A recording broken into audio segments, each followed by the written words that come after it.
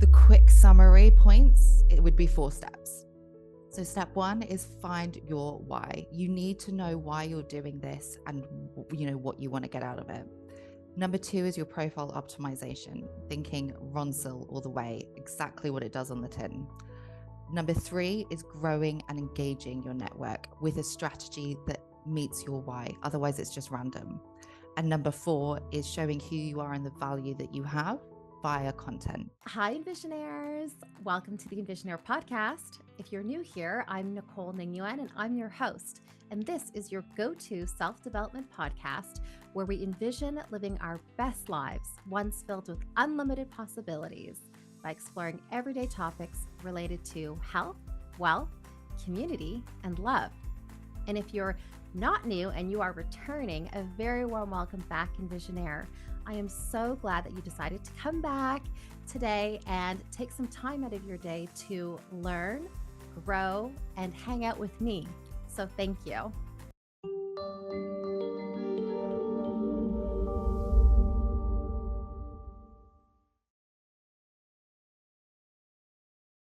This podcast is for information purposes only and should not be considered to be medical, legal, tax, financial, or other professional advice. This podcast does not encourage or endorse any illegal activity. We are not responsible for any losses, damages, or liability that may arise from the information in this podcast. The views explored in the podcast may not always be those of the host. Today, we're going to be discussing how to build your brand online and why it's so important. To help us navigate this topic, which can be a little bit intimidating and or scary, we have a special guest joining us, Emma Bauer. Emma. Hey, Nicole. Hi, Emma. Welcome. Emma is the head of community at Heriot in-house legal recruitment, and she has over a decade of experience working with in-house legal counsel in the media, events, and awards space. She has a wealth of knowledge and experience working with legal in-house counsel, advising them on developing their personal brands, crafting compelling messaging, building authentic relationships, and establishing a strong professional presence. So a very warm welcome. Emma, thank you so much for being on the EnvisionAir podcast. Thank you so much for inviting me, Nicole. I'm super excited. Well, we're excited to have you and to be talking about this very important topic, which I think a lot of people tend to either, dismiss as not really important or like to bury their head in the sand and not really engage with it because it can be really scary. So let's start with what exactly is an online brand and why should we even care about building one? Great question. I think I spent a lot of my career as my catchphrase was don't wait until you need a network to build your network. And now it's very much don't wait until you need a personal brand to build your personal brand. And essentially, your personal brand is your network. They're one in the same. It's all sort of ties in together. It's how you're viewed, whether it's internally, externally, online, or offline. It's all the same thing, but it is very intangible and it's certainly not easy to define. And a lot of it comes down to serendipitous moments. I mean, the way that we met, for example, it is all just sometimes it's just pot luck and it turns into a really good relationship. But your online brand can actually help make those situations even easier. So I think it's really, really important. It can help you find a lot of fulfillment in what you do, whether that's on a professional side of things, sharing your knowledge, whether it's looking for a safe space to be able to ask the silly question, a term I hate, and a number one rule in our community that no question or idea is a silly one. But it boils down to sort of being able to be found and seen further and faster than you can ever actually manage to achieve in the offline world, which is, there's nothing wrong with it. I love conferences and awards. I ran them for 12 years. So they're amazing. We met at a networking event. They're amazing. What I'm saying is the importance of the online brand is actually something that can really support the offline brand and your network and just help you go a little bit further and also in a much more accessible way. I think if you think about conferences, starting before school pickup, starting after school pickup, dinners, breakfast briefings at 8 o'clock in the morning, the traditional golf days, members clubs that are usually quite male focused. I think utilizing your online brand, you can essentially speed up the way that you interact with your brand and your network, and essentially just make it a lot more accessible for primary caregivers. Usually that's women. And, from the comfort of your home, your office, your commute, and all you need is a laptop or a smartphone. And we're very fortunate that the majority of people that are watching us now, they have one or the other. Yeah, absolutely. So, what I heard is that it is obviously a way that is much more accessible than traditional like networking routes, that you can connect with people to build possible opportunities, possible connections. And I think it would be really helpful. Maybe let's dive into some concrete examples that you can give in terms of how having an online presence can actually, what are some opportunities that can come from that? Of course. I think the best example I can give, there's a really great general counsel that I know. Her name is Joanne Theodulu, and she's the general counsel with Simply Business, which is an insurance firm. Not the most sexy of industries, I know, but bear with me. And she was telling me once that her brand has helped her in many, many ways over the years. But this particular story was when it was a very candidate led market and she was hiring, and a candidate in question said to her, listen, I had several opportunities in front of me and I actually looked at the general counsels. I wanted to know who I was going to be working for. And if you Google Joanne, you'll find out so much about her. You'll see she's featured in the press. She's a trustee of mind. She speaks openly about mental health and well-being. And in a position of power as a lawyer, that is truly amazing because there's so much work to do around mental health and well-being in the law. But also shortlisted for awards, making that candidate think, oh, this person talks about her team and the value that the team does, and puts them forward for renowned industry awards. And Joanne said, yeah, this candidate took the job with her because of Joanne and the personal brand that was easily attainable when she did the research. And I think that's something that's really quite interesting these days. We've always, whenever we've gone for a job, we've always researched the company, right? But Mm, now it's even more like researching the team dynamics and culture and values and the manager's culture and values. Will I actually be able to be my authentic self at work where I spend a lot of my time, and I don't want to have a mask on anymore? I want to be me and who I am.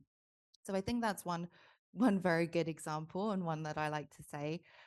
The other is probably me. I mean, I literally made up my job over lunch with my boss. I He knew exactly who I was. He could see what I was all about. He could see the relationships that I had. What's nice is he saw it both offline and online. And so I think, again, it's not to say that the offline element isn't important. It's just how you can utilize your online community or network or brand in order to make those in-person interactions even easier. I myself, I'm a horrendously nervous networker, like horrendously really? nervous. I would never have pegged that. No. Yeah, there is a reason why I've stood behind the registration desk for 12 years. It was my safety blanket. I knew I had invited everybody to every conference, so I knew exactly who was walking in the door. I knew exactly what kind of things that they liked to talk about. I'd be able to say, "Oh no, that person over there is looking a little bit lonely. Hey, let's go and get somebody," and like bring them into the fold. And it wasn't until I went to my first conference after leaving the industry as a delegate, just being like, I'm literally walking into a room not knowing what to do, what to say. And I had this horrible flashback of the first day of university where I walked up to my friend Emily. She's a great friend of mine now, still to this day. But that awkward, hi, I'm Emma, and I'm reading history. And you think, oh, this is so cringe. Um, so before I did that conference, I actually reached out I utilized my online brand and network in order Yeah. to make that better and mitigate that feeling that I had of anxiety. So I did a LinkedIn poll. I sent LinkedIn messages. I sent emails out. I text people that I knew, and I said, this is probably a silly idea, but I'm going to do a WhatsApp for the day. It's going to be in-house lawyers only. It means that it's a nice safe space where nobody's going to try and sell us e-discovery or, talk to us about something we're not interested in, and Hmm. a chance for us to get together. And that group had 40 people in it for the conference. It was amazing. We met up. There was never a moment when you're on your own that you can just send out a bat signal and a nice friendly face would be there in no time. Um, and now that group is about 280 in-house female lawyers who are supporting each other, being able to have that safe space to talk to each other. So it's sort of, rather than walking into that conference on your own and feeling lonely, Yeah. it's like your online brand can actually mean that you can walk in there and people be like, hey, you're Emma, you talk about LinkedIn and personal brand and communities, and oh, you used to work at the lawyer, like people almost know me now. That's So so interesting. yeah, it can really help from like the self, don't know, yeah, like that awkward moment. 100%. I love how you leveraged, you almost like it was preventative. Like you were like, I don't want to feel, like I don't know anyone at this Mm, conference. So I'm actually going to use my online presence and the connections that I either have, or there's some sort of connection in the sense that there's a mutual interest. You're both going to be attending this conference. Therefore, I can reach out on that premise and say, hi, I'm going to be there. Do you want to join this WhatsApp group? Do you want to meet up, etc.? And it's almost like you leveraged just the fact that you were going to this event plus your online brand. And you basically, like, there was like a synergy there that you used to reach out to people. And automatically, there's that immediate like rapport essentially, but online, which is yeah. really interesting. Um, and so tell us a little bit about, because obviously I totally appreciate and I love that this is what you're doing, the online brand. I think it's really important. I agree with that. What about in terms of that? That's really good for your professional, let's say, world. But now, what about in your personal world? Like, how can one's online brand help them in their personal lives? Even, what would you say? I think there's an element of how you become more noticeable for whatever it is that you want to be noticed for. So Hmm. it's not necessarily always channeling your why towards the professional. You can think about what you want to get out of your personal life as well. I personally, I'm a rubbish millennial. I don't do Instagram. I don't do TikTok. I am 100% a LinkedIn nerd. And, I've come to terms with it.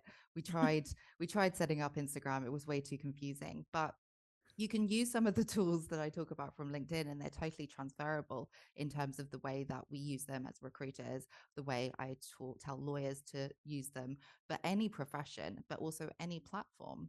It's just about thinking about the fundamentals. Why am I doing this? What do I want to get out of it? And who's going to help me do that?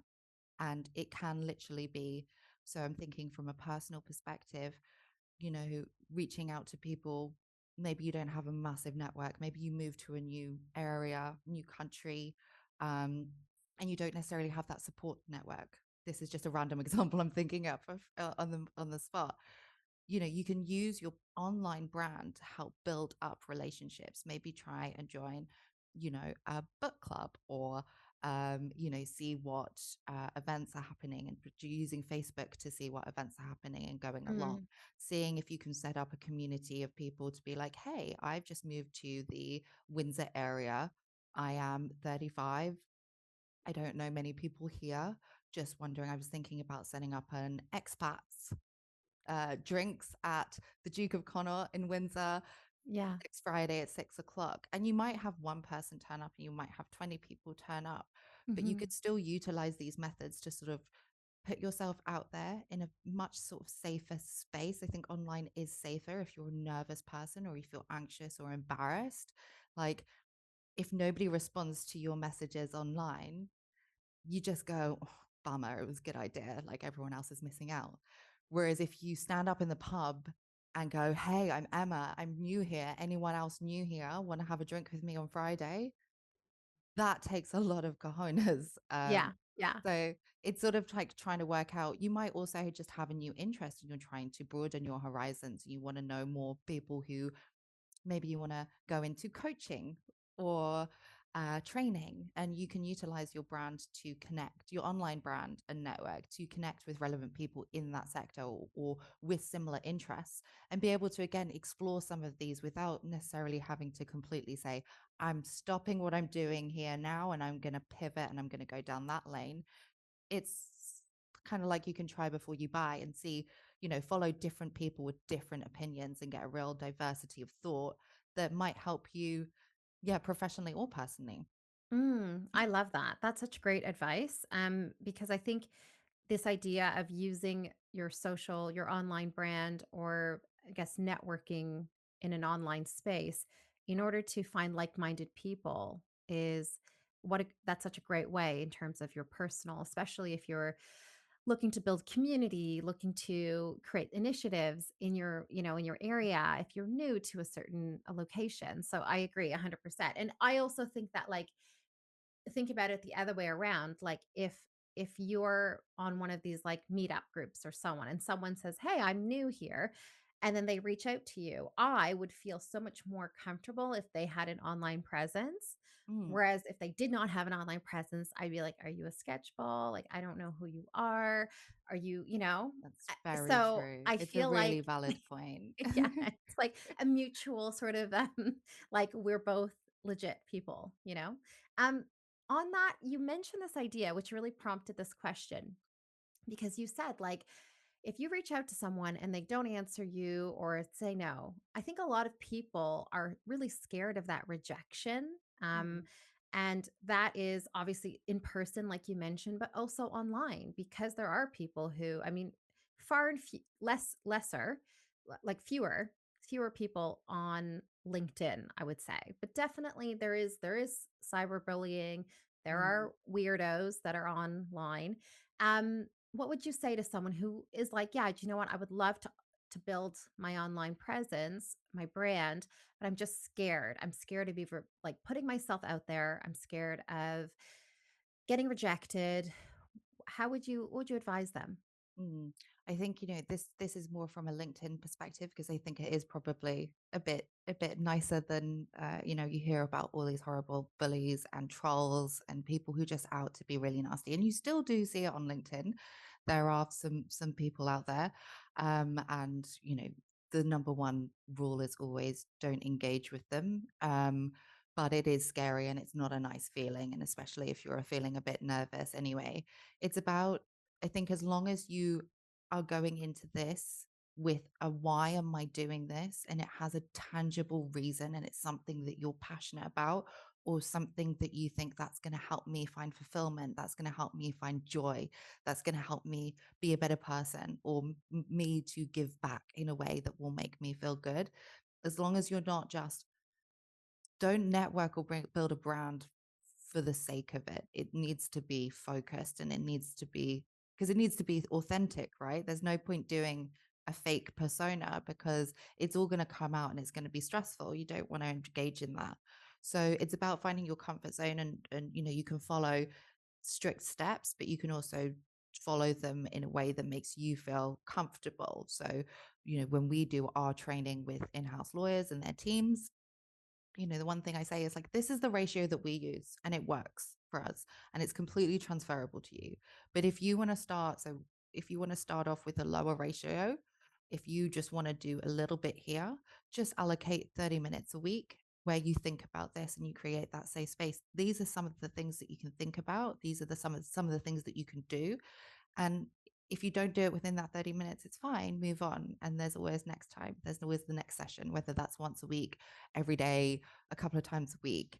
But I think it's finding out why you're doing this and what you want to be known for, and what you're looking to achieve out of it means that you have more confidence when you do it because it's authentic and it's, this is what I want to say. I want to shout from the rooftops about, you know, our new inclusion policies at work, or I want to shout from the rooftop about the importance of um, looking after employees when they come back from mat leave, and or you know what, I just want to support mothers. I'm a mum, I've got a baby, I don't know what I'm doing half the time. I want to find my safe space in my community. So it's about finding your safe space, whatever platform that is, and it could be multiple, and then having a real solid foundation of this is why I'm doing it, and this is what I want to get, and this is what I want to give. Interesting. Okay, so and when you have people who have multiple interests and multiple passions and they want to share that, how do you advise them to still stay focused on obviously, as much of a general why that is overarching all of those interests, Mm. but also essentially, you know, I guess maybe fine tuning it so that the message doesn't get lost and it doesn't get splintered into like five different things. That's a really good question. I think sometimes I feel like that, where I'm like, oh, am I talking about this one day and that the other day and this the following day? Um, I think, as long as it's all something that you're interested in. So a lot of lawyers, for example, they will say to me, I want to be known as a really good quality in-house lawyer, but I also am interested in being a trustee or a governor or getting a NED position. So they're kind of trying to tailor their brand that's going to appeal to two types of people. And it totally does. If you think about sort of the skills, and the thing is, if it's all coming from the same person, there will be a connection somewhere. And I suppose if you've got multiple things and you're going into several different streams, Mm, it's about sort of giving the brand and the network for each of those streams it's allocated time. So probably if you've got four things that you want to talk about, you're probably going to be quite active. So you could literally say, on Monday I talk about sustainability, on Tuesday I talk about inclusion, on Wednesday I talk about community, on Thursday I talk about brand, on Friday I show the world a little bit more about me and who I am as a person. So you could do it like that and sort of target your online strategy to be quite organized. Or you might say, you know what, this is my focus. This is what's important to me for the foreseeable future. I'm going to talk about this, and then that might change. yeah. It might transition into something new. It might go into something completely different, and that's okay as well. Um, Mm. but just keeping authentic, that's the number one rule. Yeah, I love that. That's such great advice. Thank you. And another challenge that I was thinking of is in terms of building an online brand is sometimes we have this idea of like the importance of having a digital detox. And what is your obviously because you're a proponent, of having an online presence, you encourage that. But what do you think about digital detoxes and like do you try to incorporate them in your even your own? Because it can be a lot. It can be a lot every, actively trying to build an online presence or brand. But then also I know we have listeners who are, working in the city, really long hours, Mm. transactional lawyers, bankers, whatever, doctors, teachers, moms, even business Yeah. people. And, they're like, I don't have time. I can barely do what I'm doing now. What do you think about that? The time management, but then also maybe this digital detox. Yeah, time management, I think again, it goes back to what are you trying to do? There will be certain times where this online brand is going to be something that you will want to dedicate more time to. Usually, if it's around anything to do with jobs, if you're looking to hire because you're stressed and you need to find the right candidate, or if you're looking for your next role or a next opportunity, that's when you're going to become more active. So it's about finding your comfort zone and utilizing the downtime.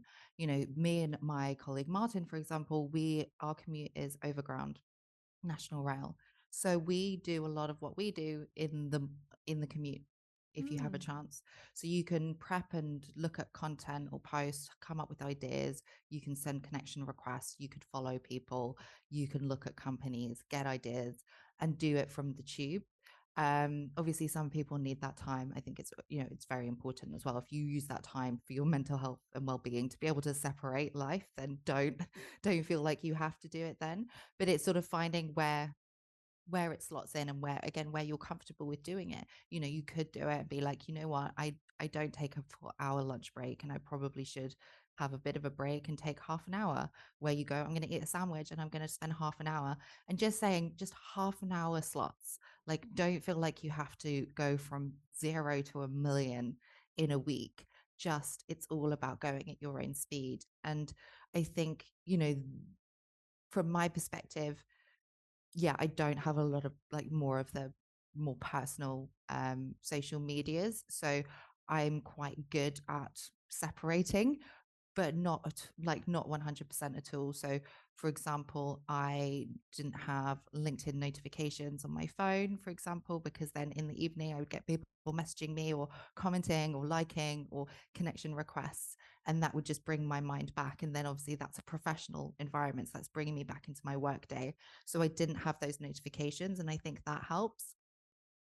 Or for example, the LinkedIn example, now I do, but I have a work phone and I have a personal phone. And so that's different. So I can just put my work phone on silent and that's it, done.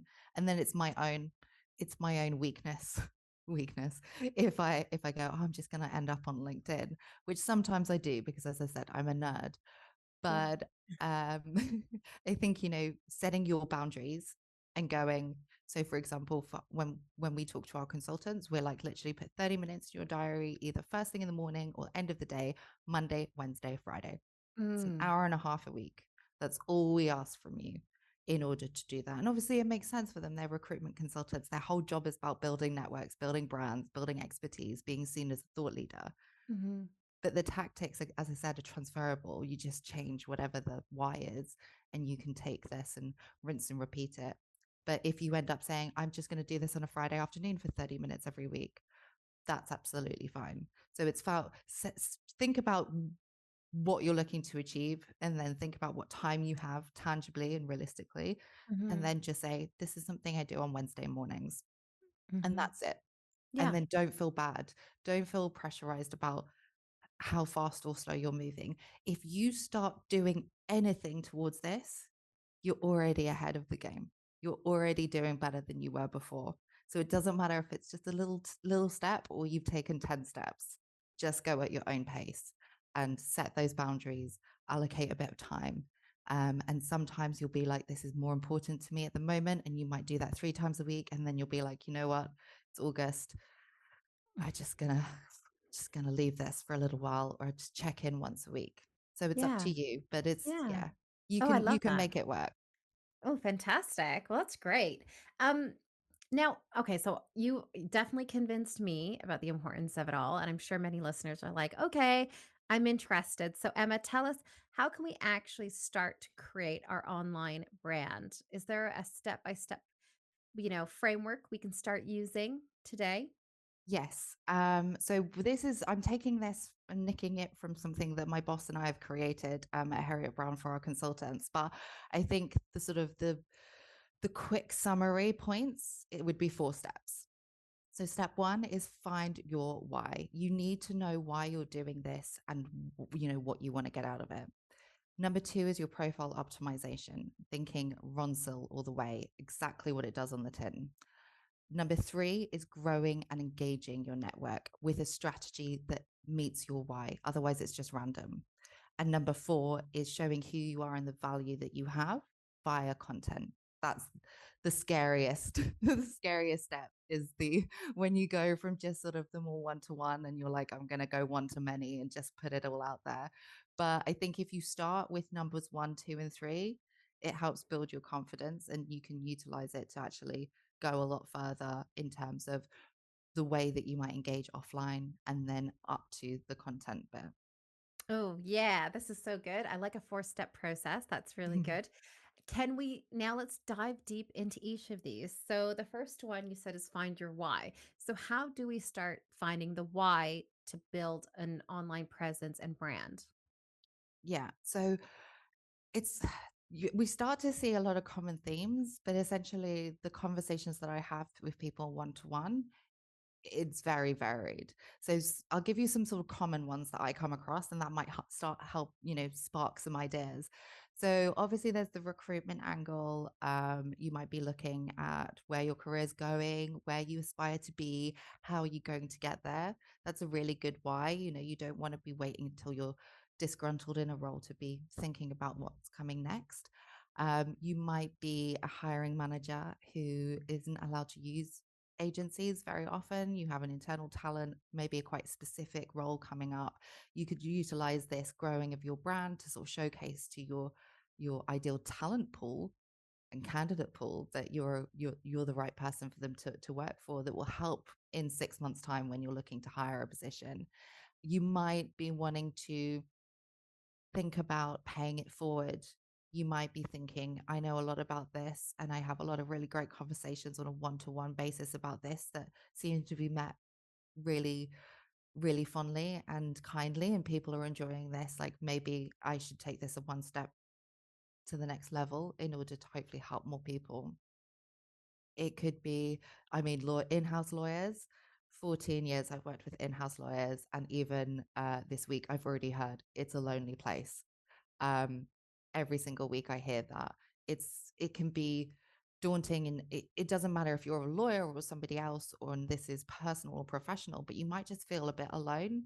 And just the knowledge that what you're feeling, experiencing, worried about, facing, tackling isn't just on your plate. God, that's just makes you feel a whole lot better. um, you might want to, yeah, get a peer group together where you can sort of create that diversity of thought. Like, especially if you're in a big department in a big company, your voice could almost get lost within what the company is telling you to do. So knowing what's happening in your industry and other departments, people similar level, it might spark an idea to be like, wow, that's really cool. That's very innovative. Maybe we could think about that. Um, so whatever it might be, maybe you're just thinking, I've got all of this knowledge and I just want to talk about it. Or maybe it's because you desperately want to find the voices of the content that you feel will offer you that support. There's a number of different whys, and it's about sort of taking a step back and sort of thinking about what you want to achieve. And it might be, a mixture, and it might, as I say, you might go through waves where right now it's about thinking about hiring my team, but next year it's going to be tripping the focus towards my next career opportunity and how I'm going to do that, and what events I should be attending. Mm. Maybe you're looking to get more exposure in, the more traditional formats. Maybe you want to be a guest on a podcast. Maybe you want to speak at a conference. Maybe you're looking to be nominated for awards. A lot of people don't know this, but the way that conference producers, so people who do all the content for conferences, the way they work is very much like a recruiter. They go onto LinkedIn and they use keyword searches. To the point, this is actually a really good example. I was doing a virtual roundtable a few weeks ago, and it was with an in-house lawyer who 2 years ago found out she was dyslexic. So it was talking about dyslexia in the legal landscape and what we need to be doing. And we had like a good turnout, but I thought, oh, I want to invite a few more people. And so there's actually on LinkedIn a dyslexic thinking tag. So I did a Wow. search of counsel and dyslexic, and I got another 20 people to invite to that event. At one point, I did feel like a little bit like a stalker, because somebody replied being like, this is amazing, sign me up. P.S. How did you know I'm dyslexic? And I was like, sorry, guys, I'm a professional stalker. But, for example, um, being able to almost, your why might be something like that, like around neurodiversity and wanting to create a bit of community in a safe space and say, you know what, I'm a really great professional and I've got dyslexia, but if I can do it, so can you. So there's any number of things, and it's always good to Mm. talk to a friend about it. But write down like what's important to you, what do you want to be known for. That's a good question to ask. What do I want to be known for? What do I want to be remembered for? Where do I want to get to? What do I want to achieve? Who do I need by my side to get me there? Oh, such good prompts. I love those questions. Okay, so that's great for step one. Mm-hmm. You've established your why. And now how about profile optimization? Yeah. How do we start? What is that? I mean, I think I know what it is, but I'd love for you to tell us what it is and how we achieve it. Yeah, of course. So on LinkedIn, there's so many different parts of your LinkedIn profile, and I'm sure other social media is the same. There's a lot of little bits and pieces that you can customize that you might not even think about. My number one rule for your LinkedIn optimization is basically making it like Ronsil. It should do exactly what it says on the tin. You need to make it, the way you optimize your profile is that I go onto it and I go, right, you are this, that, and that. and I want to talk to you about this, and make it super clear. So there are a few like cute ways that you can up your profile. A lot of people go on social media on their phones as well. So there are a few things that are maybe less clear when you're on your phone, but you can customize your own banner, for example, at the top, and be able to make that really cute. Use something like Canva. They've got loads of really cute free templates or pro templates if you have a pro license. And Mm-hmm. again, you can just customize that, put in a bit of your branding or a bit more about you, and also your headline. Your headline, rather than saying I'm an in-house lawyer at Heriot Brown, say more about you and what you're looking to achieve. So again, it's just really easy. I think in 2024, especially, no matter what professional environment, any kind of, this works personally as well. I think if a name is recommended to you, the first thing you're going to do professionally is put it into LinkedIn. Personally, you'll put it into Insta probably. And just to check out the person, you want that profile to say straight away, I want to hang out with Nicole. She looks really cool. That's what you want. And there's a load of different sort of angles, and I'd be happy to sort of talk through a bit more about it with any of your listeners who are interested. But as well, make sure your photo on LinkedIn passes what we call the Starbucks test. If you go from building your network online to utilizing that and following on in the real world, you want to make sure that when somebody is stood outside of Starbucks being like, right, I'm meeting Nicole, let me just quickly go on her LinkedIn again, just double check exactly what she looks like. I would need to walk into Starbucks and say, that's Nicole. Hey, it's amazing to meet in real life. Make sure that it's just really easy. Like, it doesn't have to be, as well, it doesn't have to be an expensive headshot. Mm. Mine was taken in my back garden by my husband, who got really annoyed because I kept made him take like 10. Yeah. Um, but find like a really good millennial or like a quality Gen Z with a Mm-hmm. up-to-date iPhone. Yeah. You don't need a photographer for this. You can do some really nice shots, good lighting, just again, so that people will be able to recognize you. And it's cute now as well. Like, I do have people come up to me and be like, oh, I know you from LinkedIn. But Wow. that's only possible because I do actually need a new headshot. I say this, I that need I, one too. I need one too. because I chopped my hair and I got new glasses. So you can tell it's me, but it is, Yeah. I feel like I shouldn't go around talking about the Starbucks thing when I've got different hair and glasses to my own profile picture, but you get the gist. Yes. And the last thing I would say is the about section on LinkedIn. Mm-hmm. Experience is your CV. That's like, yeah, pack it with keywords about what you do, whatever profession it is. Um, Fill that out. Your about is kind of like your bio, like your cover letter, but it can also be a chance for you to showcase what else you are outside of, in this instance, a lawyer. So, Mm. for example, I know a lovely lawyer. She, weird career. She went from being in like a startup energy vibe to a massive bank in the city, and then another massive bank in the city. And she's like, I kind of want to go back to sustainability is so important to me, but I'm not getting any traction from recruiters or Mm. hiring managers because they're like, oh, big bank, she must be a finance lawyer. Right. Cross. So it's like, just rewrite your narrative. It's not lying. You have that experience, but you also have that passion. Make it clear to that recruiter or that hiring manager or the network that you want to get into, or that exclusive event that is literally just for people who are actively involved in sustainability. Use that opportunity to pull that to the top and go, yeah, I can be a lawyer in a bank, but this is what I'm really good at. This is what I'm passionate about. This is what I want to learn about.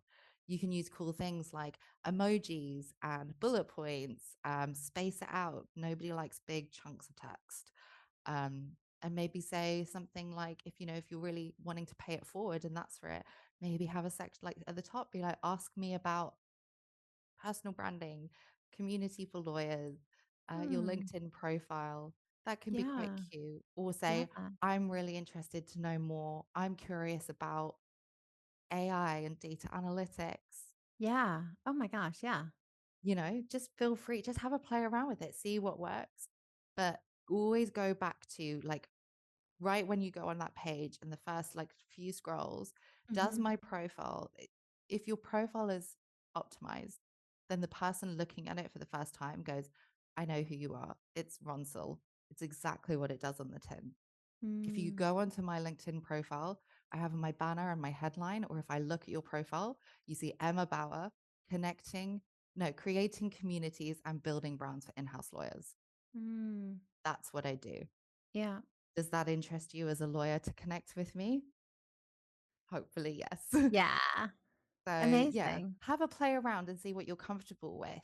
Again, I 100%. appreciate this is very LinkedIn focused, but I'm sure there's bits and pieces that, you Oh, can think yeah. about from the personal side of things as well. Yeah, I feel like I've heard a very similar advice with regards to bios for Instagram as well. I feel like a lot Mm. of people, because Instagram is so personal, people tend to be like, I have seen this, like I have heard people like branding people, giving these like workshops and they say like, mom of, I don't know, Angel and fur baby. And it's like, well, okay, that's nice. But like if you're actually using Instagram to like say that you're really good at marketing, that's not very helpful when someone who doesn't know you, they're like, "Oh, she's a mom. That's great. And she has a fur baby, so she likes dogs or cats or something." But like Mm. where's the marketing come in as well? So I have heard that very similar, very good advice. My question is, because I know you know LinkedIn very well. Mhm. Do hashtags work? And like should people use hashtags in their bios? Hashtags, oh, they're a form of keyword. I don't really know, to be honest. Mm, I don't particularly use them. There is something called creative mode. And I do have that on LinkedIn. So you'll see on the top of my profile, I do have like I talk about in the hashtags. So it's something that I keep meaning to look into a bit more. I think, mm, if you're sort of starting out uh, and you're searching for information, then if you're just on the homepage and you put in hashtag um legal community, then any post about legal community is going to come up. So it is mm, probably something that's still worthwhile doing. It's just mm. something that, again, I think it's a millennial trait that I just never quite kicked into my strategy. But it is Yeah. a good one in order to sort of collate and sort of bring you together with other like-minded content or profiles. Yeah, So yeah, yeah. again, have a play around and see what's really popular and you know, see what you're using on Insta Mhm. and stick that hashtag into LinkedIn and see if anything comes up. And you might find Mm, a load of content that's like, oh, LinkedIn mm, is actually a place that I can talk about this. mhm, Or you'll go, oh, bit of a dead space. But could I mm. change this? Could I be the pioneer of talking about this on LinkedIn? Yeah, So yeah, I think it's all about playing around with it yeah, and having a bit of fun, even though it's a professional network, right. still, a chance for you to show who you are and Yeah. everyone's just playing around. Do you know what's funny is like I love emojis. Like I could probably just communicate with emojis. Like that is who I am. And so I feel like I've started doing it in the last like 3 to 6 months. And I love it. Like because everyone's like and everyone's like, oh, I can definitely tell like in the comments, especially if you're talking like, a lot of lawyers. It's a little bit different, right? It's different. But I'm the one who's like, heart, heart, heart. Great job. Congratulations. Kissy. Um, Yeah. because I'm like, no, but this is a way of expressing who I am. And that is really who I am. It feels almost fake not to ever use emojis. Do you know what I mean? So Yeah. I think there's an element of also hopefully bringing authenticity to your profile optimization.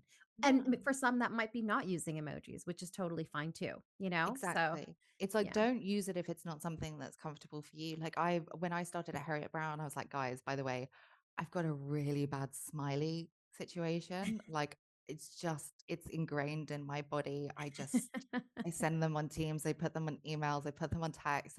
Yeah. There's a lot of smiley face emojis. Like if it gets too much or annoying, just let me know.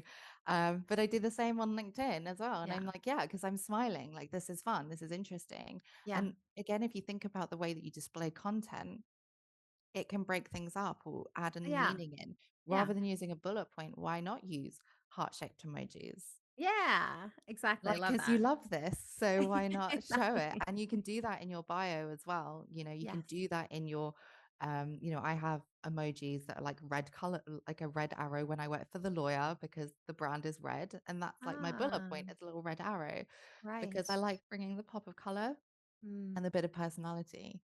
Um, but yeah, it's like trial and error. Yeah. seeing what works, and seeing what you're comfortable with, and engaging with people in authentic ways. You can't beat that. Even if it's not their cup of tea, it's not their cup of tea. But no one Yeah. can bat an eyelid if that's just obviously who you are and how you interact with people. Like, then 100%. that's fine. You're just different. And I also feel like there's this element of you'll find your tribe as well. And maybe that's not something we fully discussed yet. But I feel like this idea of finding your tribe, some people will be off put by emojis, but I've Mm. accepted that that is not my tribe. Do you know what I'm saying? But the Yeah, people who will be like, oh my God, emojis, love emojis, those are the people who are going to be like, hey, I found my person. And I'm going to be like, yeah, yeah, welcome. So I for definitely think that's sure. important. And I think, as well, don't ever put everybody in the same bucket. I mean, a lot of Mm. people still very much like in my personal life, when I say, oh, I've worked with lawyers for 14 years, they're like, dude, I mean, you could have murdered somebody and be out by now. Like, why are you hanging out? This stigma behind like they're all these city boy working Mm. 20 hours. Mm. I'm like, no. Like, yes, there are lawyers who are very traditional in the way Mhm. that they are, and that's fine. But there are also these kind of lawyers, and there are these kind of lawyers, and there are these kind of lawyers, and sort of putting like a whole profession into one bucket is Yeah. just it's just ridiculous. There's a reason why there's something called segmentation in marketing. There's a reason Mm. why marketers segment their data, because what's interesting for you. So for example, the lawyer, if we were emailing about the lawyer awards, we would send one version of an email, sorry, to 24 different sectors, and it would be slightly tweaked for each of those people. So if we were like emailing the managing partner about the awards, it will say message one. If we're emailing general counsel, it's message two. If we're emailing like legal counsel, it's message three. If it's legal counsel and banking, it's message five. If it's real estate, if it's profit, like whatever it is, this is how they do it. So just because maybe you haven't found your tribe yet, and something like your social media, maybe that's off put you before, that's why this sort of sparked, but just keep going and just make sure that you don't put that mask back on and feel like that's how you need to be or perceive, like portray yourself. Mhm. Being you is always 100%, and you'll find that tribe, like just like you said. Yeah. You may not have yet, but it will they're there somewhere. Everyone's got someone somewhere Yeah. that's useful. Love that. Okay, now let's talk about step 3, which is starting to actually, let's say, interact and grow, the network and your online presence. So how do people go about doing that? Yeah. So once you sort of work out, I'll give you an example of something that we did recently. So back in March, my colleague Lucy Taylor and we had just an idea. It came from a natural interaction of two lawyers back from mat leave contacting us within 24 hours. And I was going, we should introduce them one to one. And we were like, wait, there's a one to many situation here. Put on a poll, we did a few posts, we gathered information, and we opened up a new community.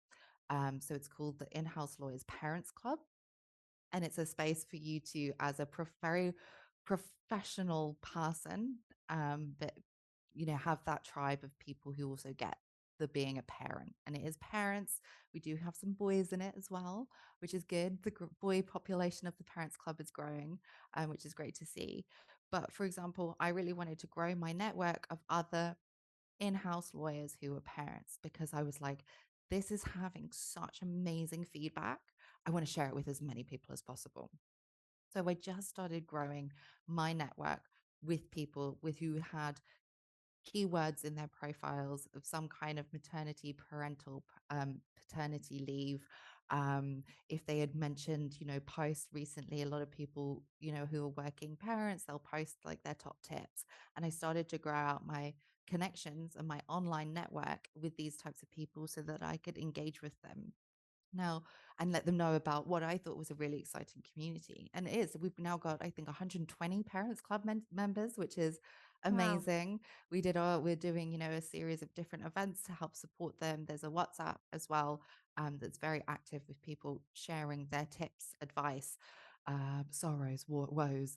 It's sort of a mixture type of channel.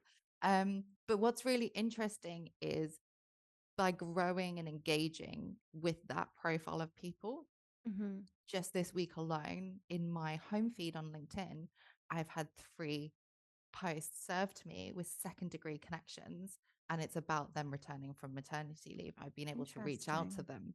So it's growing with a strategy that meets your why and that you feel like you have something to ask or Mm-hmm. give, and then engaging with them, and that's going to help your algorithm. So at the moment that's working for me. Now I'm actually focused more on our community moving out into Amsterdam. I'm trying to grow. I did have a network in Amsterdam because I ran an event there about 14 years ago. They were old unloved connections on my online network, so sort of re-engaging with those people and then reconnecting with other people. And Mm-hmm. what I do is I think about who either I want to add value to or who can add value to me that's linked to my why. So another lawyer I spoke to recently, it was all about hiring an IP lawyer back end of this year. And he's like, oh, it's really tricky, like level of seniority. The market's not great. I know for a fact I'm not going to be able to use external agencies in 2024. Maybe if it doesn't work, 2025, but then I'm going to be left over Christmas with all of the work. What do I do? And I went, right. So what kind of level is it? He told me. I'm like, okay, IP. Which private practice law firms have the best IP associates? And he went, blah, blah, blah, blah, blah, blah, blah, blah, blah. Like, which companies from an in-house side of thing would you love to nick their IP lawyers from? And he went, boom, boom, boom. I was like, cool. So we set up LinkedIn searches and I just said, start connecting with them. Like literally, I asked this I did a women in BAT session a couple of weeks ago, and I yelled into the audience, and usually it doesn't work, but I just said, how long do you think it takes me to connect with 20 people on LinkedIn? Like, what do you think, Nicole? I'm going to say an hour. Takes me 2 minutes the day I set up the search and 1 minute every other time. Wow. So you set up your search and you're connecting with purpose. It's linked to your why. There's a reason why you're doing it. And you just Right. literally get the search and you've got 100 pages come up, right? So page 1, connect, connect, connect. Don't send a note, connect, don't send a note, connect, connect, connect, connect. Then you land on page 3. So that's 2 pages, it's 20 connections. That URL is now customized for page 3. So I copy and paste it, stick it into a spreadsheet, a sticky note, a Word document. And then the next time I want to add 20 people, I put in that link. It's got my search saved. It's taken me to page 3, which is exactly where I left off. And I Wow. do it again. And that's Wow. 1 minute, 20 connections. You can send up to 100, I think, a week that Wow. LinkedIn will allow you. So, yeah, Wow. yeah. If you think about it from sort of the traditional point of view, if I think, so last year Heriot Brown events that we arranged, so not the external ones that I went to where I met a load of other people, but we had, I think, 573 lawyers register for our events last year, which is amazing. Mm-hmm. Amazing networking opportunities. My LinkedIn content was viewed, what is it, like 860,000 times last year. Wow. So it's like one to one versus one to many. And a lot of the people who attended the events, you know, the relationship started with them seeing that content, with me engaging with their profile, with me asking them a question and saying, hey, how are you? I'd love to know more about what you're doing. Mm. I'm curious about what in-house lawyers want. Mm-hmm. What do they need? What do they want from a community? Don't worry, I'm not going to sell you anything. It's a safe space. And you know, that's how big you could get it. And it depends whatever you're comfortable with. You might not want Yeah. to be sending that many, and that's okay. If you just say, hey, I'm going to send 20 a week at the beginning, that's still, you know, potentially, let's say half of them say yes. That's, you know, 40 new connections in your online network and brand in a month. Wow. Wow. That's, you know, that's better than going to a conference and praying that you might run into somebody. And Yeah. then Yeah. you Yeah. use my tactic of the nervous networker. By the Right. time you're growing out your online brand and your online network and joining communities, when you're going to your next conference, you just whack it onto LinkedIn, you whack it into whatever community, Slack or WhatsApp you're in. Hey, who's going to Legal Geek this year? And that's when you walk into Legal Geek and you've got 3,000 attendees. You've got all of the legal tech providers in the world trying to sell you something, but you find your people and you take Mm, it from online to offline. And yeah. that's what I love about this. It's how you use both and how one basically is just the foundations to make in person like a million times easier. So you can just walk into a room and feel confident. I know there are 10 other people that I know in this room. I don't know where they are just yet, but I know that they're here and that's Yeah. safe. Yeah. Oh, I love that. Very good. Okay. Emma, final step, content, creation of content. So like I mean, for some this is going to seem like very far away, but let's just say, everyone, we've done it. We've gotten to step 3 and this is very exciting because I know we can all do it. It's very easy the way you've laid it out too. It's very very easy. We get to step 4, content creation. So I think this is where there's like so many people who say different things. And, we have Gary V, who I absolutely love him, love, love, Mm. love him. And he is like, you got to post like 10 LinkedIn posts a day. And you're like, that's unrealistic. Gosh. Love him. Maybe one day, but like that feels very ambitious. So, what are we doing in terms of content Mm. creation? So if you look on like your LinkedIn stats, and I've actually recently made a video about how you can find all your LinkedIn stats. So if any of your listeners want that, it's really simple. But LinkedIn actually tells you itself on your stats page. It says viewers, profiles who post once a week get 4 times more profile views. And profile views is kickstarting that algorithm and making it work for you by you always looking at your target audience, whatever the why behind them being your target, and then them vice versa looking at you. The algorithm is just starting to make it really easy. So when I go on my home feed, rather than flicking through the same old people, I'm like in-house counsel, in-house counsel, in-house counsel, in-house counsel. It's just cleaned it all up because I'm consistent. The content stage, this is the bit where like people start getting a bit white faced and a bit nervous, and it is really scary because like you said, you're putting yourself out there.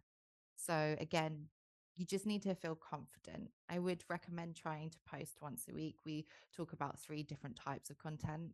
We went through a really great with a management consultant to help us create what we do for our clients now.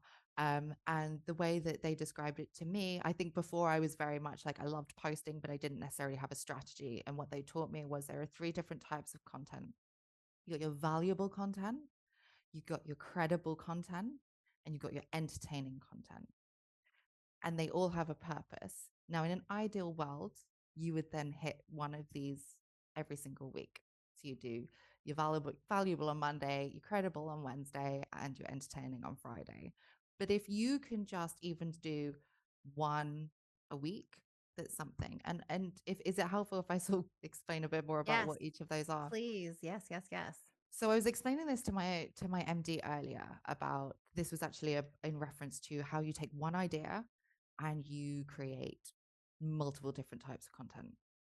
So the example is next year we celebrate 10 years in business. Okay.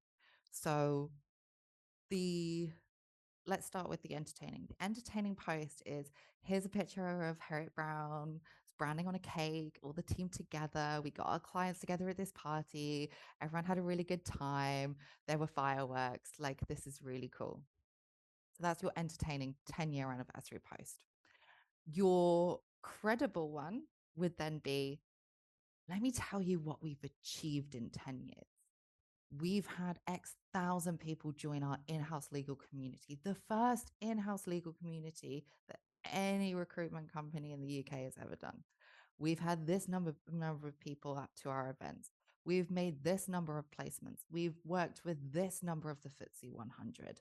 It's building your credibility. Here's what some of those clients had to say. And you could put that into one post where it lists it, and then you Mhm. split it out in terms of, right, here's some events content, feedback and quotes from clients. Here's a hiring manager's quote. Here's a candidate we placed quote.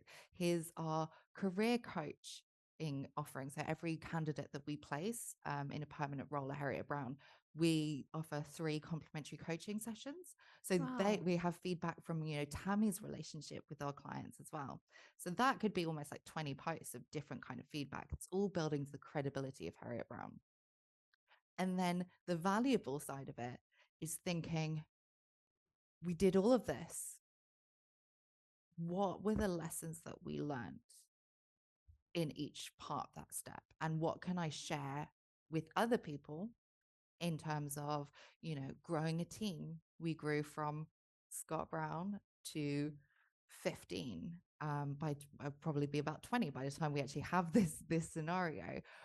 What are the lessons that he learned along the way? How did we scale? Was it fast? Was it slow?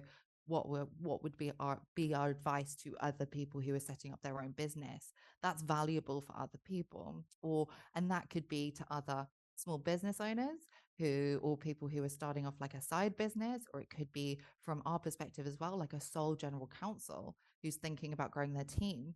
There's that advice can be translatable. So you have one idea and you can split that into 3 different topics with 3 different angles. And actually with this, I've already got about 30 posts for an event that we haven't even started to arrange, because I think we're actually 2 years away from 10 years. But do you see what I mean? Yeah, It's I sort love of, that. you That can is have so one idea, interesting. and it's whatever it is that you want to showcase. So like ways that you, like all of the advice that your guests give you, you chop it up and you make it into really nice bite-sized, like attainable pieces of shorter content as well. Yeah. And you can do that with anything, if you put your mind to it, utilizing things like Canva, emojis. You can do like carousels on LinkedIn. You can do little videos. You can use photographs of, you and your team or something you're doing. Like the thing I would recommend is to find sort of people who are doing posting actively. Like even if you're not a lawyer, feel free to follow me and my boss, Scott Brown. We're quite regular posters, and it might give you a bit of an idea into terms of what we do, how we do it, what it looks like, and how it might be applicable for you as well. But again, it all just comes down to just making sure it's your authentic self, Yeah. that you're using your own voice and it's your tone of voice that you're portraying. Yeah. You're welcome to use, Gen AI to generate ideas if you're stuck, thinking, you know, one of my consultants and I the other day used ChatGPT and we're like, what are 10 questions in-house legal teams are thinking about? Yes. It's too much about, it was like it was something about like firing employees or something. So it was quite controversial. And obviously the different employee laws in the States as well, it's very different to here, where it's like, oh, you fired me, but I'm going to be here for the next 6 months. Right. Yes. Yeah, I learned actually in France, it's like a year before people can Yeah. be, if they're making a redundancy role, like, yeah, a role redundant, you Mm. have like a year before you're actually made. Isn't that wild? It's Yeah. incredible. Yeah. Anyway, sorry, that's a Apparently in digression. Germany, German employment Yeah. law as well. It's like Yeah. Very once protective. once you're employed, like it doesn't, like even if you don't actually do the job you're employed for, it's very difficult to get rid of you. Yeah. Um, Luckily, we would never have to worry about that. Yeah, so no, that is really, really incredible. And so you were able then from those the Gen AI outputs, you were able to basically source some that you were able to kind of tweak and use. Is that You right? can tweak it, or it might just go, I don't really like the way that that's phrased, or it's not quite the right market Mm-hmm. orientation, but Mm-hmm. it's made me think, actually, that's what I want to write. Mm-hmm. Or it might help you space something out. There's also something that's really good for content. It's called HemingwayApp.com. Never heard of that. If you put in like a load of text into it, it's going to tell you where bits are difficult to read and where you've used words that you like are redundant. So it just helps you space that out. As I said, nobody's going to stop scrolling for 3 thick paragraphs of content. You need to break it up, make it easy to read. You want to make sure that you have a really good, like, lead with something interesting or controversial or grabbing or topical in terms of your headline, because you want people to be clicking see more. So you Yeah. need to You need to attract somebody with something that's quite grabbing, asking a question, putting in keywords of who you're targeting can really Mm, help there as well. So that when I'm like when a general counsel's scrolling, if I have general counsel in the headline, they're going to go, oh, that's for me. I'll stop. yeah, yeah, yeah. And how do you balance like that sort of attention grabbing versus being like too kind of clickbaity, if you know what I mean? That's good. That's a really good question. I think it's just about making it really obvious, especially if you have different interests or different. So, for example, me going from Parents Club focus one week to Amsterdam focus the next week, making it abundantly clear to those new connections and that new network, this one's for you guys, right? And there might be crossover, there'll be some Dutch lawyers who are also parents and are interested in that, but sort of saying, are you a parent who's also a lawyer, or calling all Dutch general counsels, we're coming Yeah. your way. Right, So right, right. just making it clear who it's for. Because Right. again, even if you have a really clear why and you're connecting with similar people, like my why is all about the in-house legal market, but what's interesting for you and what's interesting for somebody in insurance or somebody at a different level or a different practice area, they're going to scroll at different areas as well. So just trying to make it clear, this is for any of my followers who are interested in this, Yeah. but without saying those words. Right, exactly. Awesome. Well, thank you so much, Emma. I mean, honestly, this has been such a good deep dive into building an online presence, and I definitely know this is going to help some people. And I hope the people who were feeling a little bit more trepidatious or a little bit, you know, avoidant, if you will, I think this has hopefully helped them take the first steps. This is going to help them take the first steps. And I'm really excited to hear about how that goes. Now we're on to the final segment of the podcast, and this is the EnvisionAir questionnaire, which is a fun feature of the podcast where we get to ask guests, we ask them to reflect on their past, present, and future. And so, reflecting on your past, what advice would you give your 15-year-old self? If you could give any advice to 15-year-old Emma. It gets better, and not everybody is mean.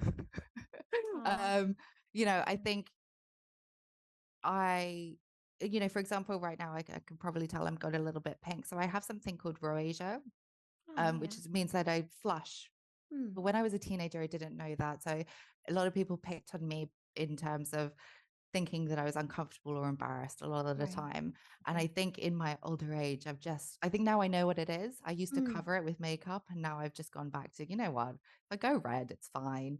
But it used to be something that used to make me very paranoid. And I think, you know, we're all like that. Your 15-year-old self is never going to be your most 100%. confident, but No, just no. like, you know what, it'll be okay. It'll be Yeah. okay. And like everyone's different. So Yeah. just don't try and change. Just be your authentic Emma, whatever it is, whatever color that is, and just go with it. I think that's great advice. I think there's only been 2 guests who have actually ever said like, "Oh, my 15-year-old self was really cool." And I was like, "Wow, my 15-year-old self was not cool." And she was very lost in the world. So, yeah, good advice. Very good advice. Thank you. Um, reflecting on your present, if you could have dinner with anyone in the world tonight, who would it be? Dave Grohl.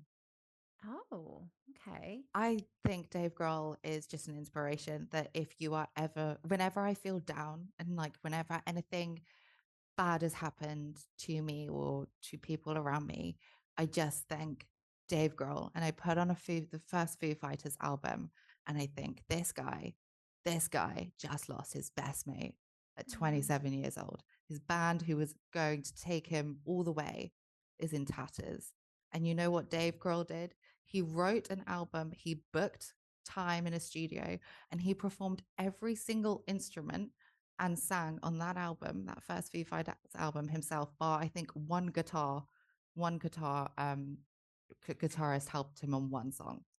And I just Wow. think that is inspiration. If you in your late 20s can go, this isn't the end.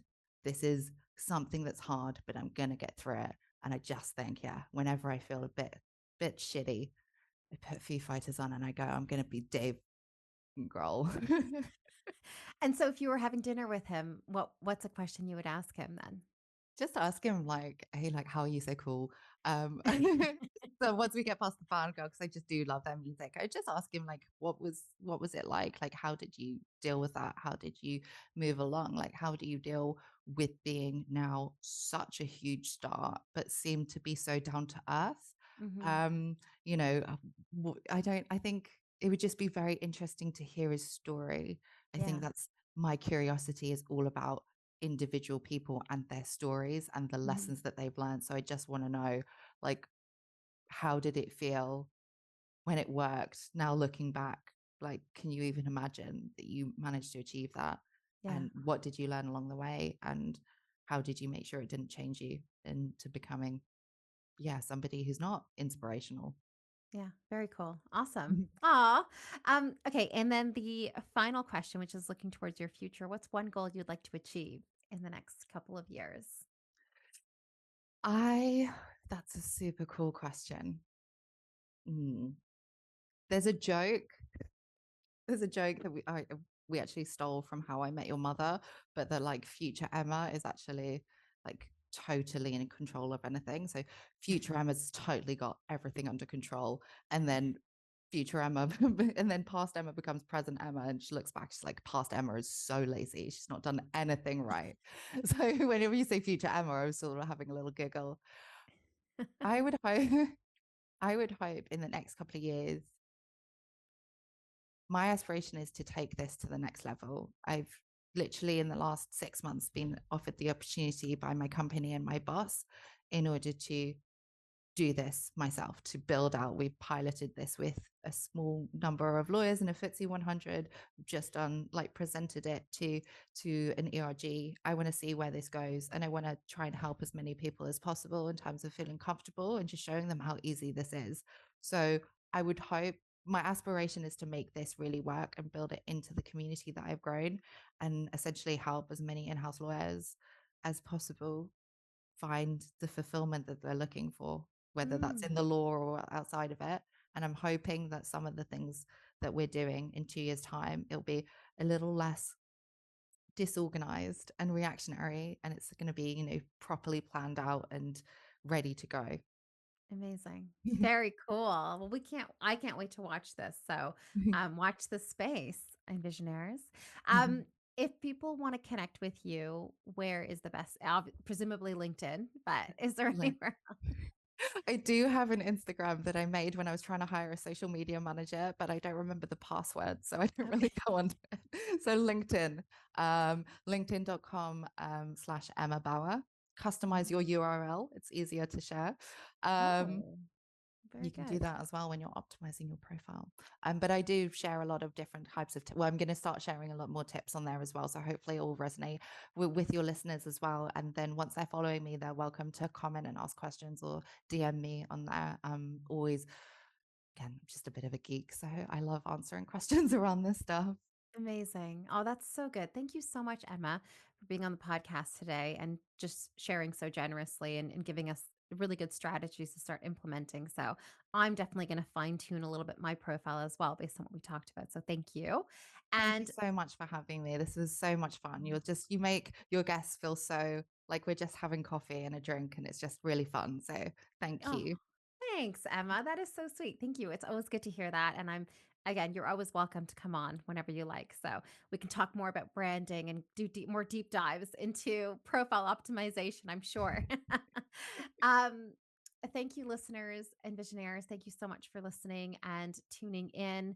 And remember to stay curious, stay open, and keep envisioning your unlimited possibilities for your lives. Lots of love, envisionaries. If you want to see more videos like this, make sure you hit subscribe and check out this video here.